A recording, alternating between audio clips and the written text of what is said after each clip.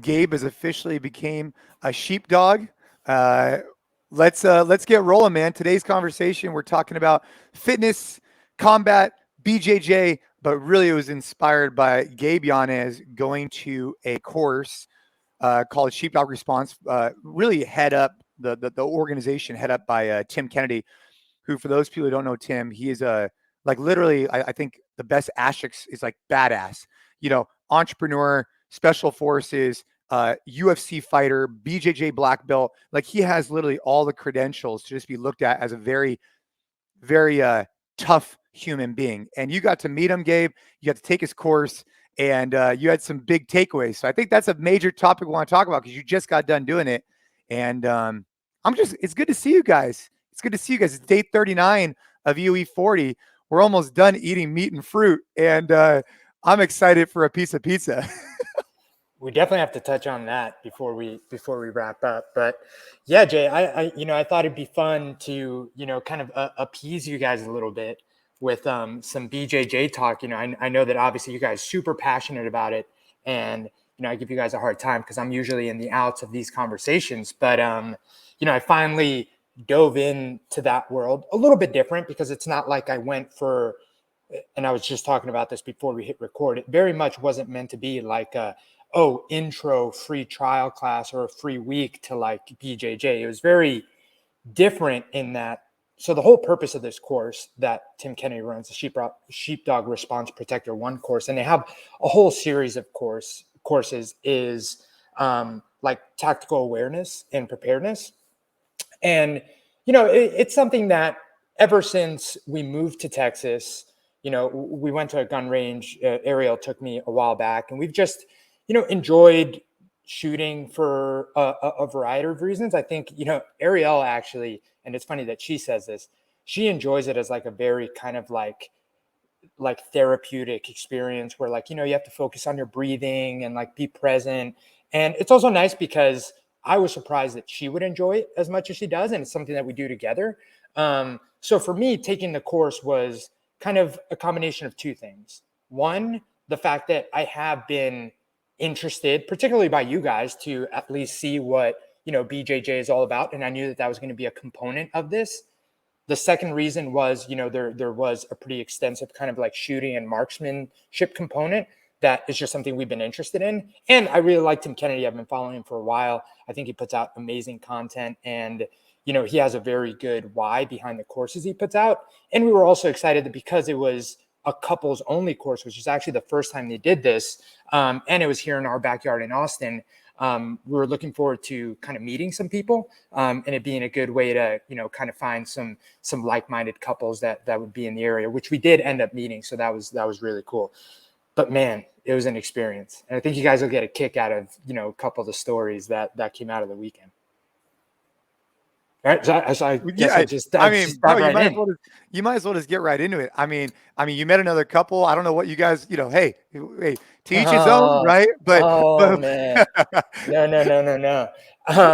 What was the vibe like among the participants? So that from what I've seen on social media with this course, they can be pretty intense. And obviously meant to be intense for a number of reasons, giving you situational awareness, putting you onto the mats in the BJJ scenario or attack scenario, and then also a lot of the shooting. What was like the vibe going into it? Like, what was the feeling of the crowd? Was it nervous? Was it anxious? What was it? So a lot of the men at the course had taken the course before and were kind of using this couples only opportunity to introduce their significant others to it, which I thought was super interesting. So it was funny because the first day, the first things that we did was we went around the room, and you didn't introduce yourself, but you actually introduced your spouse, which is kind of a fun way to do it. And because it was Valentine's Day weekend, like the common theme and funny story was that, a lot of the husbands were, hey, let's take a weekend away. Like we'll go to Austin, like we'll do this. And then they end up doing like this tactical awareness courses, which, there was mixed reviews on the ladies' side of how excited they were to be there. But it was cool. I think that it was a lot of excitement from like kind of the male side, and from the significant others, it was a little bit of kind of apprehension and not sure what to expect. But it was cool because as the weekend went on, just to see how much people learn and how much more comfortable they got with everything we were doing was pretty cool in itself. And, another thing that was a really cool experience for me, and I think it is very relatable to the audience for this podcast specifically, is really very firmly, and I don't remember the last time I've been in this position, being put in the beginner mindset, the student mindset, and also like from an outsider looking in, observing how the 4 instructors, which each had their strengths and weaknesses, either did a very good job or where I think they could have done a little bit better based on all the same things that we talk about in coaching. It was really interesting to see like the difference between, like the 2 female instructors. There was a very, very divide in, one was like an expert in the ins and outs of BJJ and like the technique, but the other instructor, who was a little greener in terms of her experience in the sport, her like presence and attitude was just out of this world.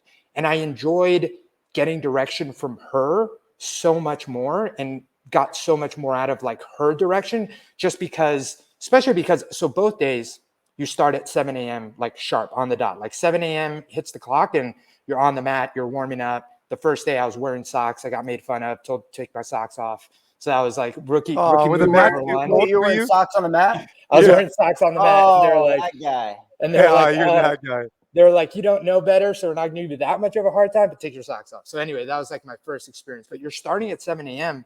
and we drilled from 7 to 11:15 with like 5 minutes break. But it was the entire time. It was like warm up and just like they would show you a move, then you would go practice with your couple, and then you would kind of like swap. So you also like weren't just like, I wasn't drilling with Ariel the whole time. Like, you would do it with a guy, which is like a completely different experience. And then you would move on to like the next layer of that. And then the next layer. We did that for, 4 hours plus. And then we did like the all out rolls. So it was very, very aggressive. Like it was a lot. And for a lot of people, I mean, I think that obviously going into it with like the benchmark level of like fitness, and also because I knew what the schedule was going to be like what we ate the day before, making sure we had a really big breakfast day of, I think we did better than a lot of people. But I was telling Jason right before we hit record, like when I went to go change after the course, like someone had clearly puked on the toilet, like a bunch of people, once we did the rolls afterwards, which was 10 rounds of 3-minute rolls, and they didn't tell us 10 rounds of 3-minute rolls after 3 hours of drilling on day one. And they didn't tell us like, hey, you're doing 10 rounds. They just said we're doing 3-minute rounds, and it was like, all right, one like switch, one more, switch, one more, and like it was really funny, and I'm sure you guys will relate to this because like in the beginning, like I partnered up with a guy that like I very confident, like I'm stronger than you, I am fitter than you. And it also like, he wasn't like the most experienced. He was also kind of like new to this. He had done some BJJ before, but it's not like, the other black belts that were in the room. So I like went pretty hard in the beginning because I didn't know how many we were going to do. And I was like, like, I don't want to be like, I want to show people that like, I'm strong and I can like hold my own and do the stuff that we learned. Did you guys start from your knees? Did you guys start from your knees? Okay. Yeah. Everything was just from your knees. And the first day, it wasn't about submissions at all. It was just about like getting on top. Like you just had to get in top position and stay there. And if you were on bottom position, like you had to get on top position. And that was like the point of the rolls. But I went so hard and like I did well. But then like every time we switched, like the 2 people that I'd kind of eyed as like, all right, like I level up with these, this will be like good, challenging, but not crazy. Like I had already partnered up with them first. And so towards the like roll number like 5, 6, 7, 8, 9, 10 were all like these 200-pound, like the instructors. And it was useless. And for me, my goal at that point just became like, don't sit out, because a bunch of people did. Like a bunch of people got to the point where they just needed to take a round. Like they were just on another planet and had to take a round off. And for me, it was just like, all right, like you can, no matter how many rounds there are, like just stay in it and like try to do something the whole time. But it was, I haven't been in that like type of, going back to 2 episodes ago, red line in a long, long time. Like so that was red line. That was your red line, huh? That was, there's no doubt about it. Nothing like shut down, but it was interesting. That's a big dose. I mean, if you even 10 by 3, if you know how to manage your energy, can be tough depending on your opponents and your skill and all that kind of stuff. But 10 by 3, not knowing how to manage your energy, or you go too hot too early, man. Woo! Yeah. You do a couple of 3 minutes rounds all out. So later in those last few rounds. I got to ask you though, Gabe. So just for clarity's sake, there was about 20 people in the room, so it was about 10 couples. Is that right? A little bit more. There was closer to 15 couples, and then there were 4 instructors. But once we got to the rolls, that's when Tim showed up with like 3 of his like black belt buddies. Oh yeah. You know. Now, did the guys roll with the guys and did the girls roll with the girls, or was there some mutual? No, there was some mixing. Yeah, there was some mixing. Yeah, definitely changes the dynamic for sure. If you've never had that experience with the opposite sex, it's very unique. But I wanted to ask you, so funny story on that. Just before, there was it had to be like round 7. It was like right after I rolled with Tim, who like that was useless, and I told you he like put his hand on my face and covered my mouth and nose, and like so now I couldn't breathe. So I'm like, I need a break, but I'm not going to sit out. So I literally saw Ariel, and I was like, I'm going to partner with Ariel for a round so we can so I can get like a breather, but not sit out. And as I was looking at her, waiting to make eye contact, one of Tim's buddies like literally like grabbed my arm, and it was like, ready? And I was like, oh shit. So anyway, that happened because I was trying to use that as like a rest. And so I just want to ask, like, I wasn't aware that this course was so like kind of floor specific, and then there's so much duration. I mean, you're probably on the mat for 4 or 5 hours total on each day. I'm curious, like looking back on it, do you think that the dose, like it, because I imagine there's a lot of learning lessons, like here you are and you're having like this, like, wow, I was redlined, I was exhausted, it definitely opened my eyes, right? Or do you think it was too much? Well, I mean, again, like this wasn't an intro into like doing this stuff recreationally. Like the point of the course, and maybe not so much the point, at least going into it, that we took the course, was to really open your eyes to what are you going to do if shit hits the fan and like you literally have to, fight for your life or defend your family or whatever that is. And so the point very much on the first day was to really show you that, I feel like a lot of people think that, if push came to shove, like, they would just figure it out and get an adrenaline dose and be able to know what to do.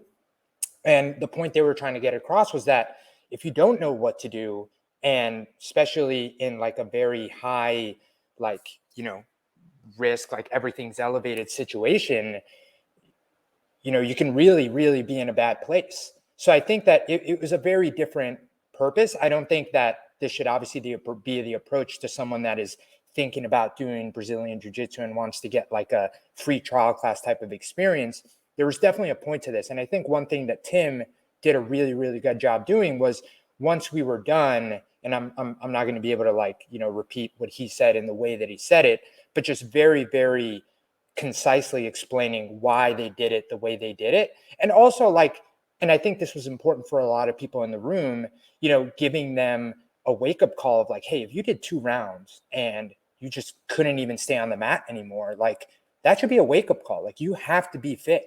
Like you should, like, yes, the purpose of today was to mess you up, but like, if you felt like you just couldn't hang even, a quarter of the time of everyone else, like you got to get it together. Like it is important to train. And, it was really motivating and I hope moving for a lot of people that were there that, you can't just expect this stuff to come without putting the hard work in. So I thought that message was really cool. And I thought that was the purpose of how we did it. But no, I don't think it's for everyone or how people should be introduced to the sport. Yeah, go ahead, MDV. No, I mean, I was just going to say that's a rude awakening for anybody, even if you have a little bit of grappling experience. I think going into that and drilling for that long, and then going after 10 rounds of 3 minutes with very skilled opponents and stuff like that. That's impressive. That's a lot of work for sure. I'm curious. Well, I got a question on it too. Go ahead, Gabe. Well, I'm curious, like you guys, I still haven't, now I'd like to look into ever taken like a class at an actual gym, like what is the usual, like how often are you guys rolling? Like what does that look like in your guys' experience? So I'll start and then I'll let MDV. So every school is going to be a little bit different, similar to like the way CrossFit is. There's no like formal streamline. Although I think that some consistency would be good. The reality is that the way that the jiu-jitsu came to be is that there's some general baselines, but definitely it's up to the instructor. So in general, at most schools, most of the time, you'll do a brief warm up of some type of like jog around the mat, maybe some type of like shrimp work where you're basically on the ground, kind of warming up your hip escapes and stuff like that.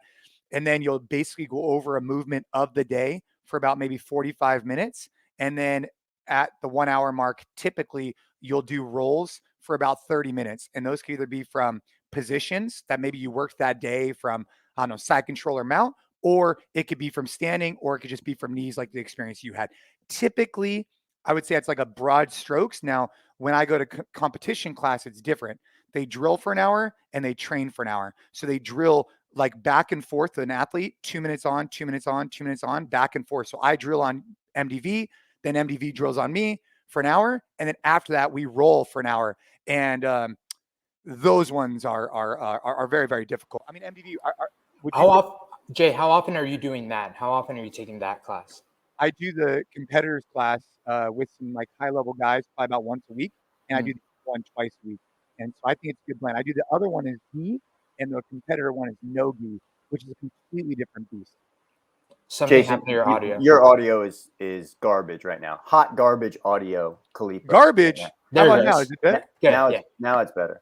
Oh yeah. So I would just go ahead, MDV. Yeah. No, I think Jason laid out kind of like the difference between like the class experience and the competition class experience pretty well. I go to 10th Planet Portland here.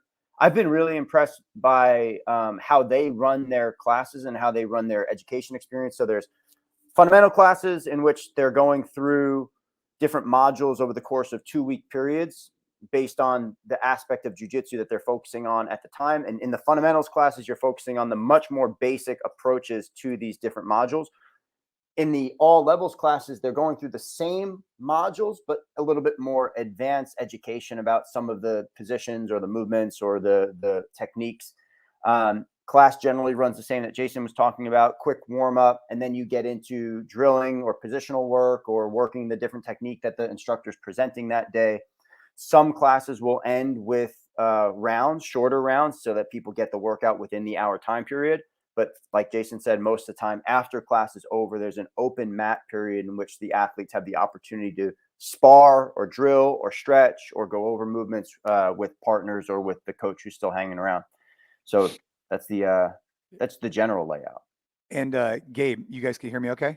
Yes. I did want to ask, so obviously there's a major difference between gi and no gi. You did a no gi situation where you're basically wearing a t-shirt and shorts, which I think there's benefits, pros and cons to both. But I am curious from a fitness perspective for anybody listening. I appreciate your experience in the fact that I'll be the first one to say to you, like, kudos to you for getting outside your comfort zone and going and doing something like this, right? Especially in that environment where you have people that have trained more than you, and you have to go in there with that kind of quote white belt beginner mentality. And I think there was obviously lessons learned like you shared. My question is, how much do you think your previous bulk of fitness work helped you? Because this is a really great test case. You basically went from 0 to 100 real quick, but you had this bulk of fitness for the last decade, 2 decades, whatever, with all your different triathlons and CrossFit and you name it. How much do you think that helped you compared to your peers in that particular experience? I think the biggest benefit was that no matter how much in the red I found myself, whereas a lot of people, you could see kind of the panic and I have to sit out, like I'm not going to be okay. I think that it's just knowing that like you will be okay. Like no matter how messed up I was, like, because we've done this type of training in terms of like high intensity so many times, like I always knew that in the 1 minute break between rounds, like I would be fine, like I never felt like I was close to anything kind of out of the ordinary happening because, you do assault bike intervals, you do a Fran type workout, you've been there. And I think that for a lot of people where this is like completely uncharted territory, there is a panic, and the panic almost makes everything worse. So I think that just knowing that it's going to be okay, no matter how not okay it felt in the moment, was super helpful. But I think that, and you guys know this and will probably appreciate this, I think that the fact that hey, I'm pretty strong, hey, I'm pretty explosive, actually worked against me in this like very specific respect, because, one thing that clicked and that someone told me, and it made a lot of sense on the second day, and I was like, hey, this would have been helpful on the first day, was that, it's so much about not, 3 minutes of being at 90%, but finding your time where you can do something explosive and try and like benefit where you are, but really to spend most of the time being as relaxed as possible.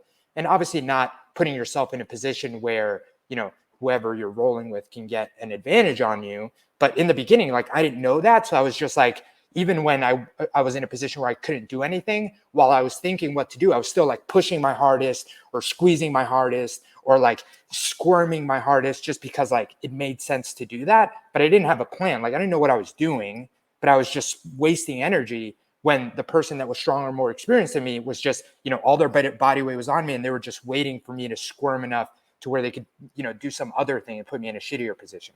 So that, I think, day one worked against me, because I was so sure that like, hey, I'm pretty strong. Like, if I squirm hard enough, if I squeeze hard enough, if I try hard enough, I should be able to improve something. But without having a plan and being like, okay, I'm going to do this, this, and this as hard as I can, it was just kind of wasted energy.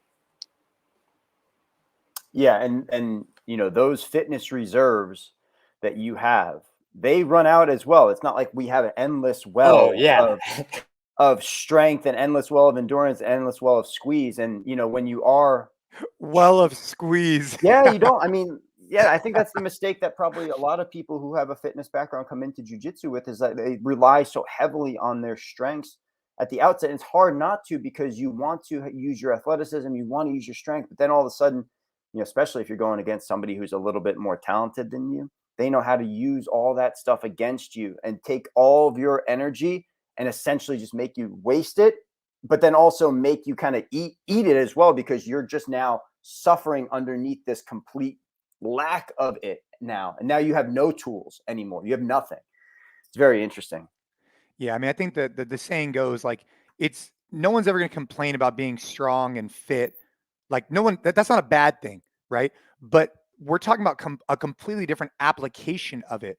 And so Gabe, like, going into this experience, and obviously you had some situational awareness and pistol shooting, which I think is amazing. That's a great additional skill set, of course. But while we're on the subject of fitness, combat, jiu-jitsu, did they do any stand-up striking with you, or was it all groundwork?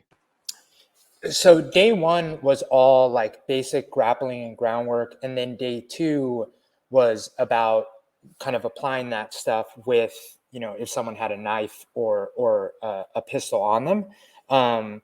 Essentially they wanted to focus on like what the closest proximity, like what you would do if the threat was at closest proximity.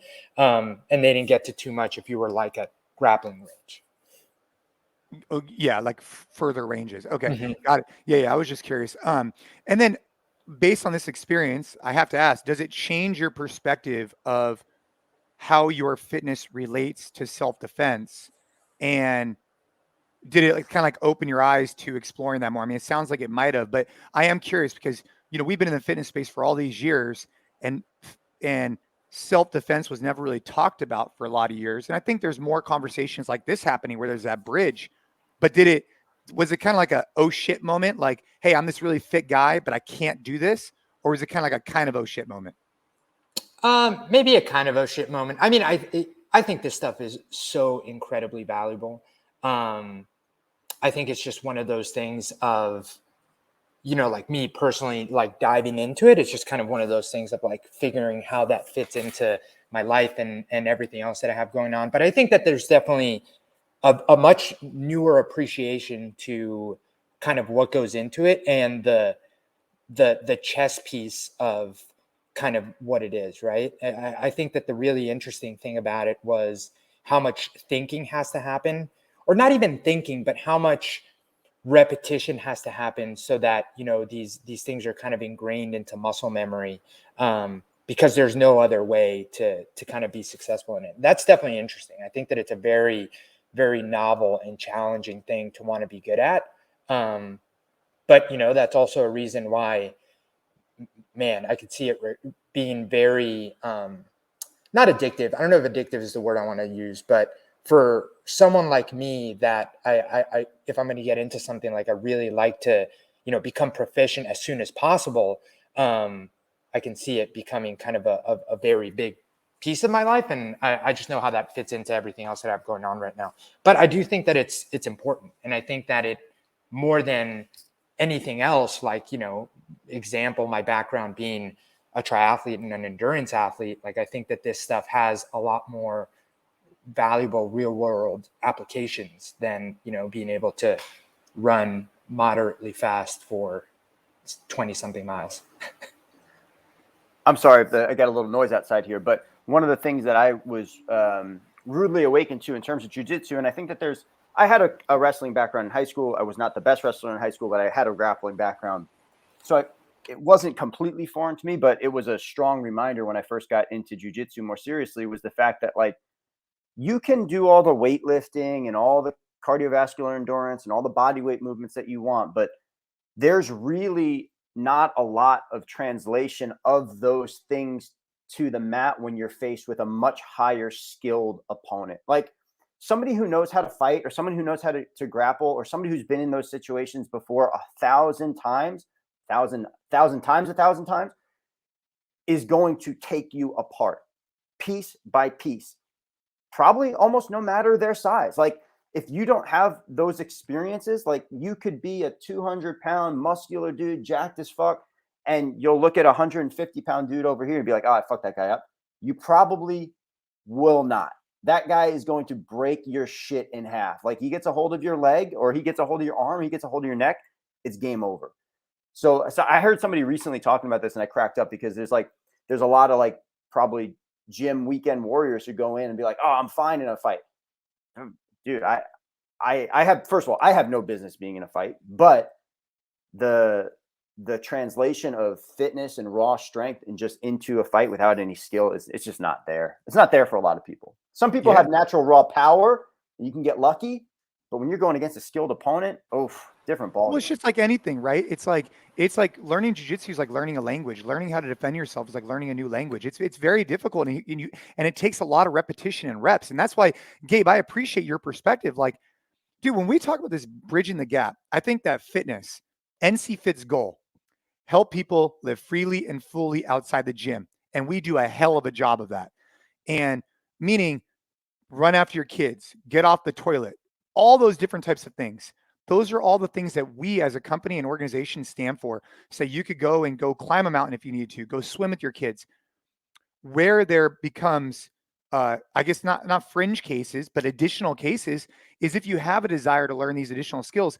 It's like learning a new language. We're still teaching you English, just we're trying to teach it to you to be able to use, as applicable as possible.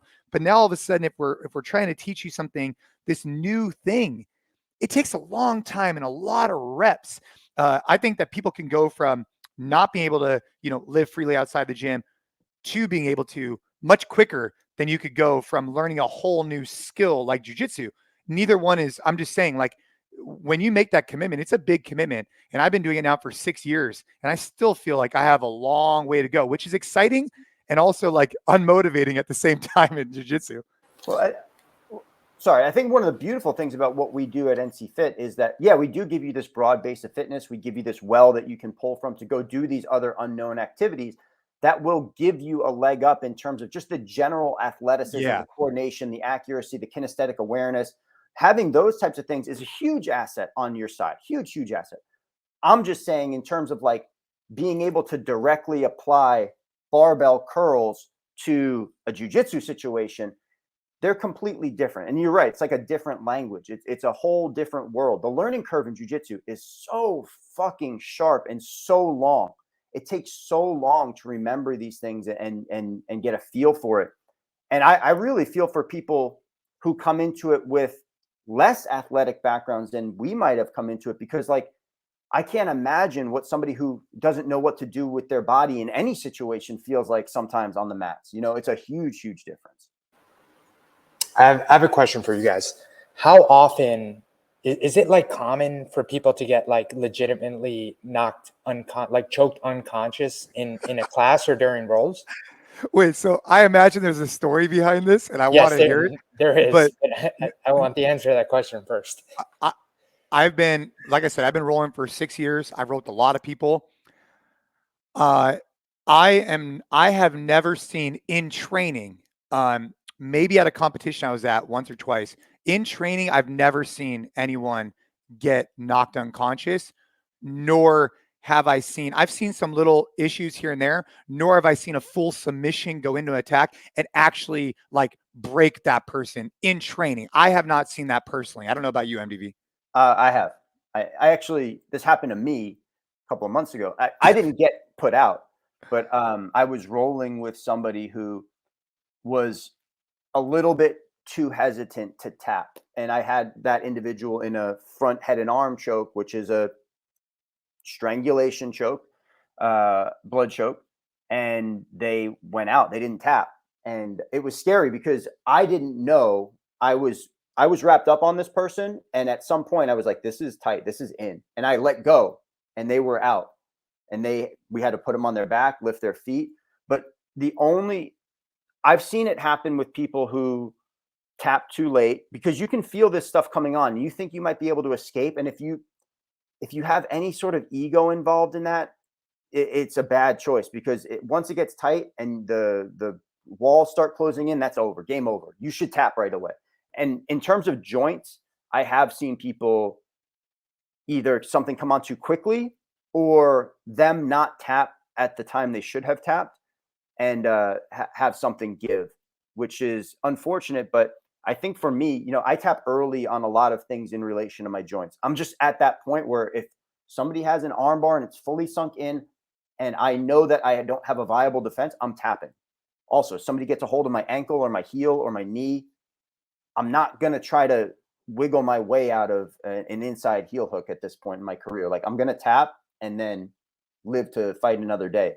Competition scenarios are completely different, but I have seen people go out in training. Yeah. So during the course, during day 2, and this was fascinating to me because I had no knowledge that like blood chokes work this way. They were explaining to us that it doesn't take long, right? Like it's very quick. But the point they were trying to get across was that also, it's not like Hollywood that you can like blood choke someone and then they like won't wake up for hours. Like they actually wake up pretty quickly. Like it'll take 6 to 8 seconds max for someone to knock out, but then it'll take the same amount of time, 6 to 8 seconds before they wake up. And they actually asked for a volunteer in the class and someone volunteered. Way. Did you volunteer, Gabe? No, absolutely not. I thought it was one of the scariest things ever to watch because like their eyes don't even close. Like their eyes are open, but they like he was out like a light. Like he even like gave a snore before he woke back up. No way. But I mean, what the instructors were saying also is that it's not something that is in any way dangerous in that kind of like time span. But the point they were really trying to get across is that if you were in like an actual real fight scenario and you got a choke in, it's not like, oh well, now I can kind of relax. People are going to wake back up and they're going to wake back up relatively quickly. And then a funny story. So the 2 male instructors that led the entire course, they were awesome. They were hilarious. So this guy, Iago and Steve, they've been friends for like 20 years. Like they were special forces in the Army together and they had worked security at a bar together. And they were saying that when they started working security at this bar, what they would do once the bar closed and all the fights would break out is they would literally just choke everyone. And while one of them choked, the other one got him on handcuffs and it was fine. It was like the safest thing to do. But when the owners found out, apparently they like freaked out that they were knocking out all the patrons, but they were doing what they knew to be like literally zero commotion, zero damage. No one gets hurt. One of them would choke them out. The other one would put handcuffs on. They would sit them down to the side until they calmed down.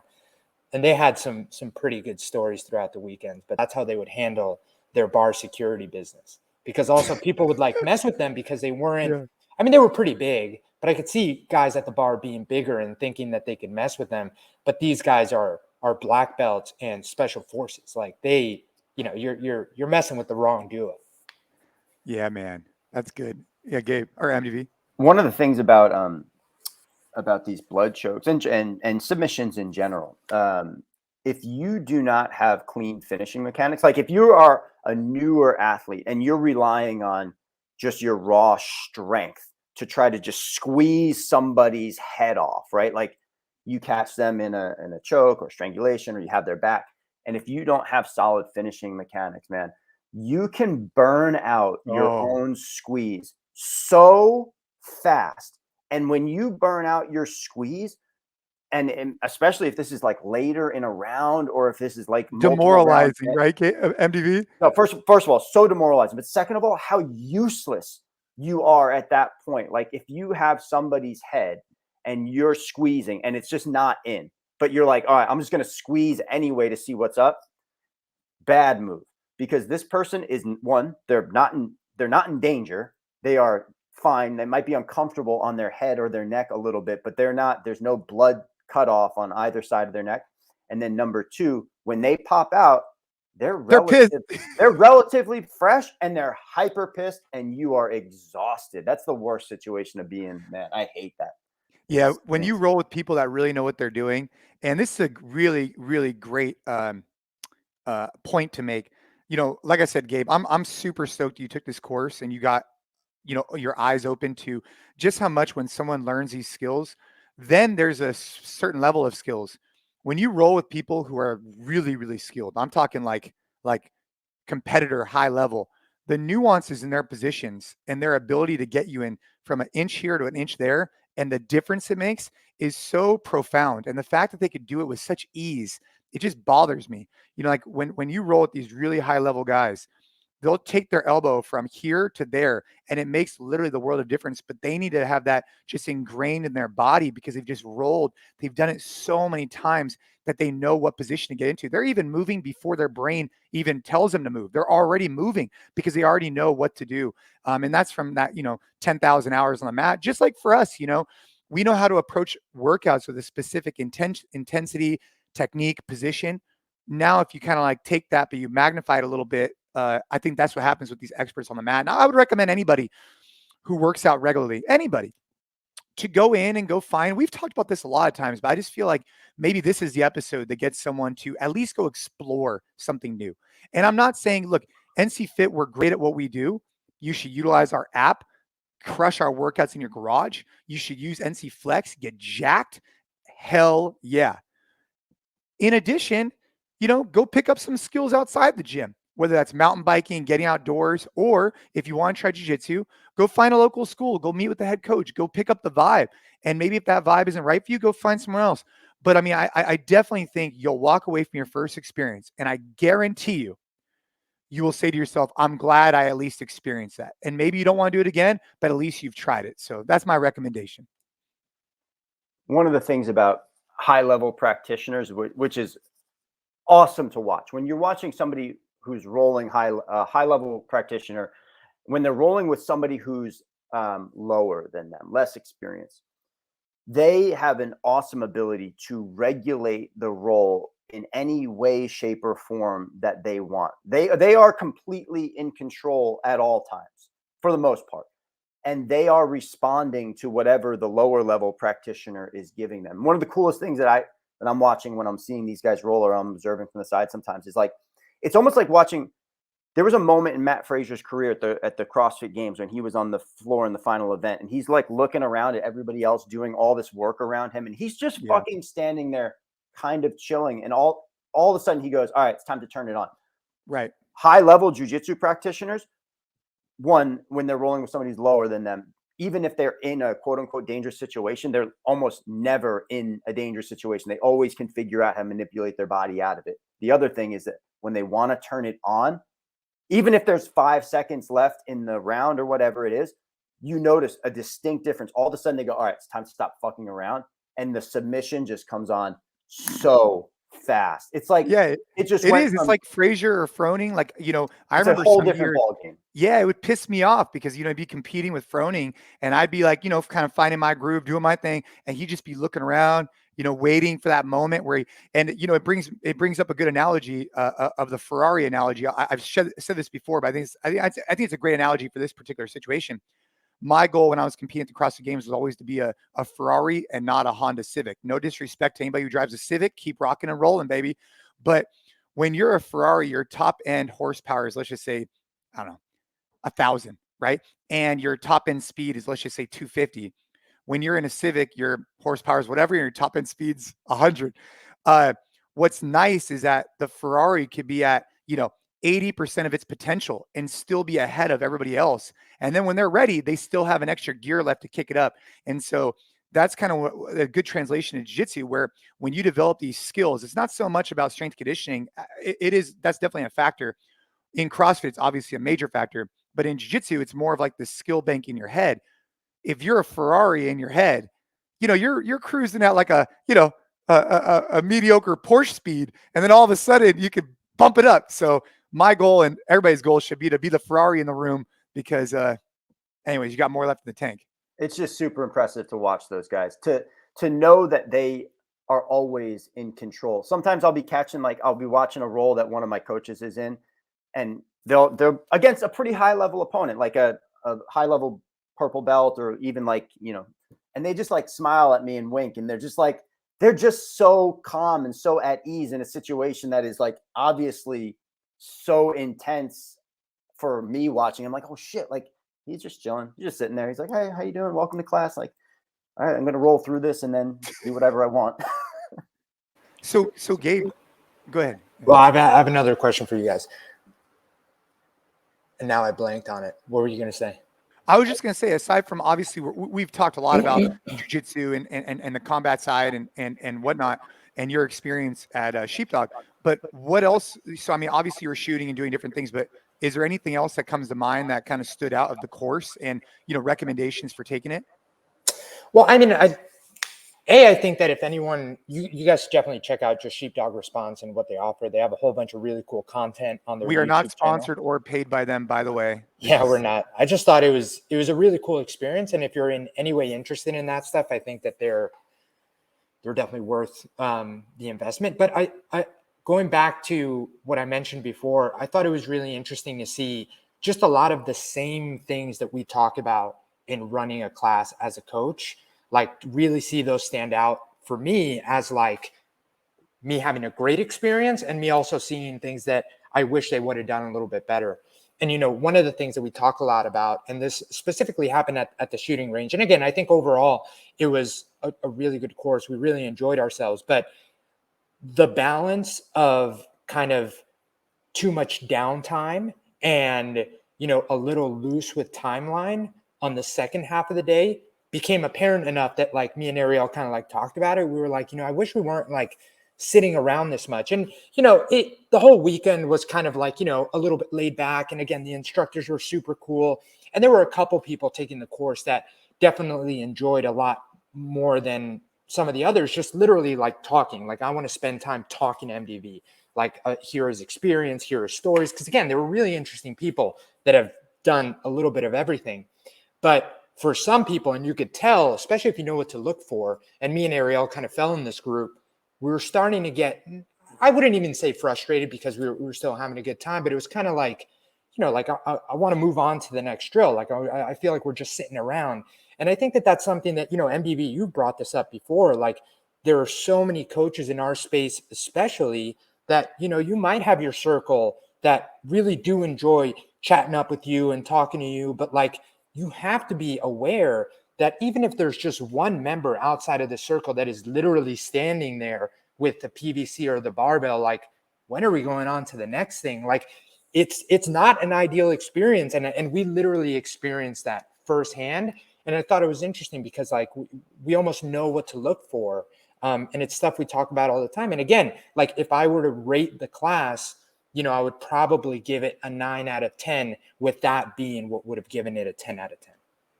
Yeah, that's so key. We do talk about it a lot in terms of what we do on the floor at NCFIT and our philosophy on coaching, this high level awareness when you're running a group through some sort of experience where you have to be keen to the fact that, yeah, we do want to have some downtime in order to either transition or not have our foot on the gas the whole time, or if we're going to take some time to explain something. But in those moments, you can't let people become lost or continue to move around or, get too far from where we're going. And then all of a sudden, I think that there's the trap that some people fall into in terms of that like more casual type of feel is some people are having a really great time in the casual environment where, they're engaging with you. They're in it for the story. They're there. They're like, oh man, I can't wait to hear the next angle on the story that you're telling us. But then there's probably a portion of people who are standing around and be like, all right, well, I fucking came to class today to work out and move around. So I don't necessarily want to hear it all this time. I appreciated the little joke and the punchline, but now let's get back to business. I think coaches in general, my opinion, definitely need to be high level aware about that scenario for sure. Yeah, Gabe, I appreciate you bringing that to our attention. I think it's a really great analogy because you go to this new course and you pick up on similar things that happen within our gyms on a daily basis. And having that awareness, I think, is step number one, because you might have a group like where everybody is vibing. They want to hear the stories about, being, overseas or whatever it may be, right? Or maybe everybody's in the class and you're telling a story about your weekend. Everybody's engaged. But if there's a few people that don't seem engaged, you just have to be aware enough about that. And more times than not, I imagine, at least from my experience, more times than not, the class is there for a singular purpose. It's to get in a great workout, have fun, and learn something new, right? But they're there for a great workout. They're not there to hear about your story of how you ate 42 chicken wings at the Super Bowl, right? You might be able to briefly tell a joke, yo, guys. But then if you belabor on about this, people are sitting there like, and you can see it, right? I mean, I take class daily and you can see like the class starts kind of moving around a little bit. They start stretching a little bit. That's a telltale sign. We got to go. We got to go. Got to go. Got to go.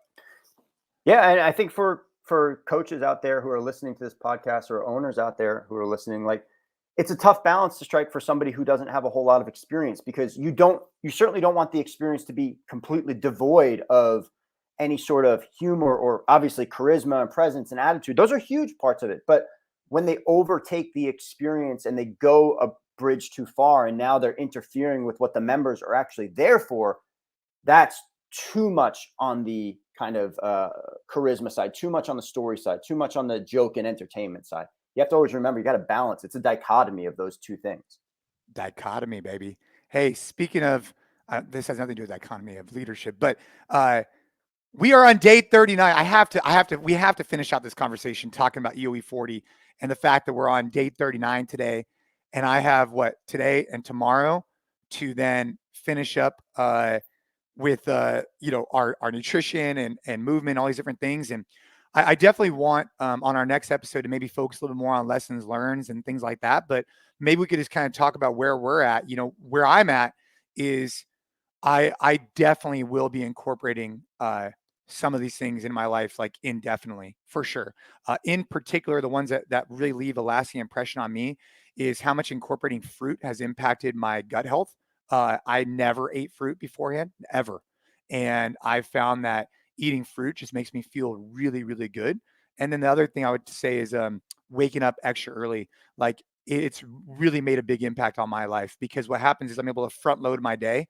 So I'm up at 5 now today, and I'm able to get a lot of work done. And then you have guys in different areas of the country, or we even have some business going on in the UK. I'm able to work with those people in the mornings, and it helps me spend a little bit more quality time with the family as the day goes on, because I've front loaded so much work in the beginning of the day. So that's been really profound for me. I just thought I'd share that.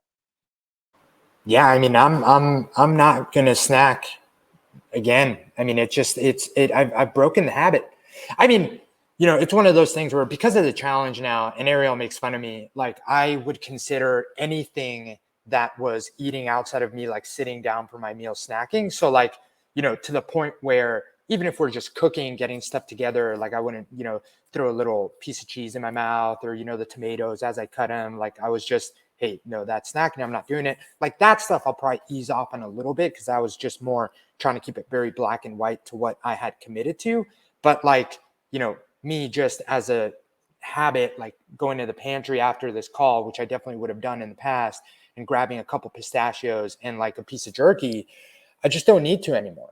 And I think that now I'm definitely having a much different approach to my meals that makes that easier. Like I really, when I eat, I make sure that I eat, and I eat plenty of food, and I'm not doing any sort of like intermittent fasting right now. Like I have a pretty big breakfast, then I have a pretty big lunch around midday after I work out, and then I have dinner, but like that's it. And I'll have something after dinner, because I do have a little bit of sweet tooth. I'll have like some Greek yogurt, some granola, but it's all kind of a part of that meal. And then I won't go back to the fridge afterwards. And it's been good. I haven't been weighing myself, but the before and after pictures definitely changes in body composition just by taking away the snacking, feel good in the gym, and digestion, which, Jason, to your point of gut health, one of the things that definitely improves gut health and digestion is minimizing snacking and not making sure that you're just like constantly putting food into your system. But instead you're like, all right, we're eating, we're digesting, and then we're taking a break until we eat and digest again, is something that, I know to be important, and I've felt the difference. So yeah, I'm excited to keep that going. Early mornings have always been a thing. I don't think the phone's going to come back in the bedroom. I have a really, really good routine of, downloading some articles to read on my tablet that doesn't have blue light. It's like a e-reader thing, and then I'll read those until I fall asleep, but the phone doesn't come in. So yeah, I think it's been some good changes that I don't see myself really going back to. I won't be as strict about the snacking thing, but definitely won't go back to what things were before we started. That's really cool to hear. I'm really excited for you guys that you found things, obviously within, you guys have lives that were pretty optimized prior, and, finding something that you can take and hold on to through this challenge and beyond is really, really awesome. And I know that a lot of people, and Jason, I'm sure you get DMs. I got DMs, Gabe, I'm sure you get some too there, that people are just excited about finding some new habits to hold on to. And the power of these challenges, like we said from the start, was not necessarily the changes that were going to happen across the 40 days. It was figuring out, hey, what are some of these things that are working for me that I want to now integrate as habits long term? One of the things for me that I was really excited about at the start of the challenge, and I was really, really excited to continue on throughout the challenge, was the Clean Sink Club. I've had a few people reach out to me the entire time with their pictures of their clean sink, which has been awesome. And I had a couple of people more recently reach out and said that this was the hardest aspect of the challenge for them the entire time, because they got to a breaking point where it was like, hey, I stayed up a little bit too late. I was watching a movie on the couch and there was dishes in the sink, and it was the last fucking thing that I wanted to do in the world was to go and clean the dishes. And they went and did it, which is really awesome. For me, this is going to be the one that I think I'll continue on with for sure. I was never like a pile the dishes in the sink until they like reach the ceiling kind of guy. But I was definitely like, if we cooked in pans or pots or stuff like that, I was a let them soak guy. I was a let them soak overnight guy. Baby. Gotta let them soak. But for me, that ultimately was just an excuse of not putting the hot water and soap into the dish that night, and maybe returning to it a half an hour later, an hour later, when the oils and the grease and stuff had broken down, and then washing it and cleaning it and putting it away. And for me, when I wake up and I come into the kitchen in the morning and I'm going to go make a cup of coffee, there's nothing more satisfying than just seeing like a completely clean sink and a clean kitchen, and not waking up and looking at something going, oh, fuck, now I got to do that. And that's the first thing you wake up to. So that was the power of that for me. The one aspect of this challenge that I could have done a little bit of a better job, I think, in terms of my planning, was my 4:45 wake ups. I've kind of gone back and forth in terms of, am I going to wake up at 4:45 or am I going to go the 40 minutes to bed earlier? I've just found more recently, especially as I've gotten towards the end of this challenge, I am needing more sleep. So I am getting to bed earlier and sleeping past 4:45, not extremely late, 5:30 for me, but that's still not where I started this challenge at, where I said every day was going to be 4:45. I had the wiggle room to say, all right, I'm going to put 40 minutes back into my sleep by going to bed earlier. And I think for me, that was the best choice. So that's where I'm at right now, knowing that I got to optimize my sleep. Some other things that I definitely want to dive into in the future. I ordered yesterday a sauna, and I have a cold plunge and maybe an ice barrel, both coming. And I'm definitely going to start. One of the things that, and I want to talk about this more on the show. My